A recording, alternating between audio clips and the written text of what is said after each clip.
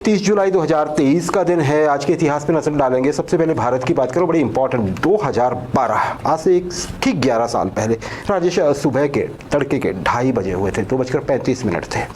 अचानक बिजली चली जाती है। सबको लगता है बिजली जाती है, आ जाएगी। बहुत से लोग तो नींद में थे राजेश। सही। लेकिन बात इतनी आसान नहीं थी। क्यों? क्योंकि ये ग्रिड फेल हो चुका था।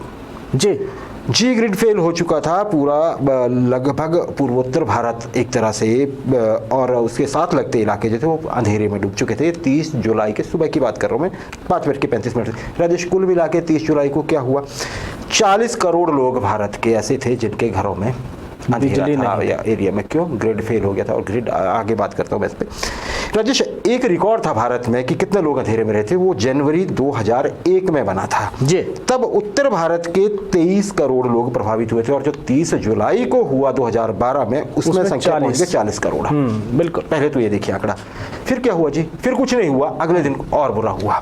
31 जुलाई को, हालांकि कल की बात मैं आज कर रहा हूं लेकिन जुड़ता है इसलिए बता देता हूं राजेश, ये और बढ़ गया। अब उत्तर से लेके पूर्वोत्तर भारत तक, और आप ये कहिए कि दक्षिण पूर्व भारत के भी कुछ राज्य जो हैं इसकी चपेट में आ जाते हैं। और फिर अंधेरे में रहने वाले लोग कहाँ तक पहुंच जाते हैं? 62 करोड़ लोग।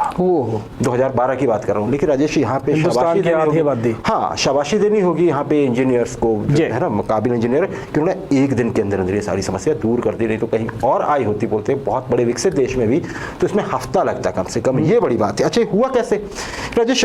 मध्य प्रदेश में एक जगह है बिना, मध्य प्रदेश में है, गुजरात में शायद, आज चलिए मैं उसमें कंफ्यूज हूँ। ग्वालियर और बिना के बीच की जो लाइन है राजेश, ये बिना मुझे लग रहा है ये गुजरात में होना चाहिए राजेश, जहाँ केले सबसे ज्यादा होते हैं। वहां पे जो लाइन थी इलेक्ट्रिसिटी की, वो ट्रिप कर गई राजेश। उसके ट्रिप करते ही 3.2 गीगावाट कितनी बिजली जो थी वो बेकाबू होकर बाकी लाइन में घुसी और ग्रिड फेल कर एकदम से राजेश।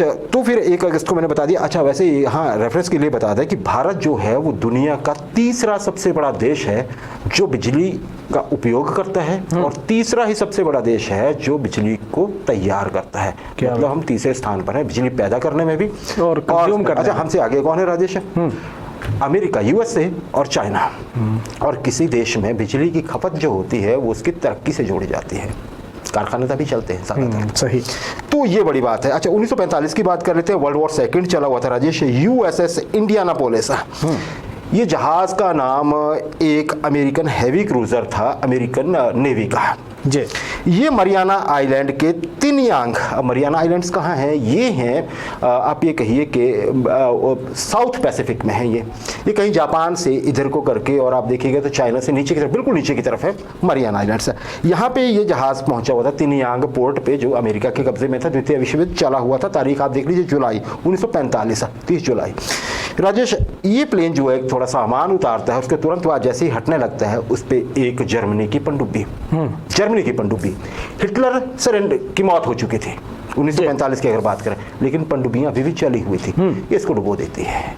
एक टॉर्पीडो करती है राजेश। 1200 लोग होते हैं और इसमें से 317 लोग ही बच पाते हैं। वहाँ पे शार्क्स थी, पानी ठंडा था और बहुत सारी चीजें थी, तो दूर से जब मदद पहुंची तो इतने ही लोगों को बचाया जा सका। अच्छा राजेश, लेकिन इस जहाज ने एक बड़ा काम कर दिया था विश्व युद्ध को खत्म करने के लिए।